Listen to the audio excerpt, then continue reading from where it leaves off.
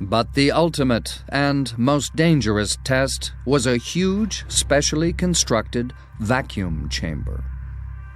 They were able to pull all the air out to create a big vacuum, just like it would be on the moon. That way we could test our suits to make sure there was no leakage. One such test narrowly avoided disaster.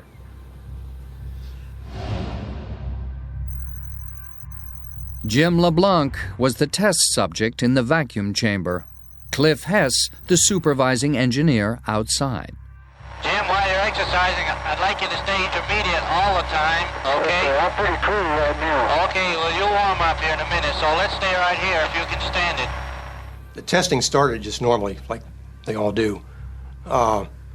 And Jim was at a vacuum in the spacesuit. Well, I feel pretty good here. With all the air sucked out, all that protected him was his pressurized suit. Then something happened. I heard over the headset that he was losing suit pressure. The tube pressurizing his suit had become disconnected. He was in serious danger.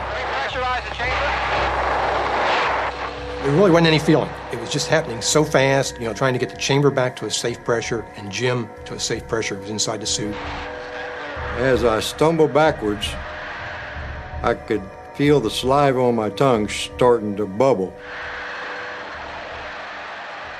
just before I went unconscious.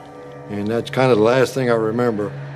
Essentially, he had no pressure on the outside of his body, and that's a very unusual case to get, and there's very little in the medical literature as to what happens when you have that. There's a lot of conjecture, that your fluids will boil. Within 25 seconds, a co-worker, sitting in a partially pressurized antechamber and wearing an oxygen mask, was able to dash in.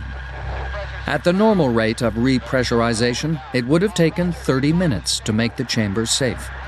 Hess repressurized it in just over a minute. That's much, much faster than you would ever come down in an airplane. It would really hurt your ears if you did that. Finally, it was safe to let a doctor in. Miraculously, LeBlanc had already regained consciousness.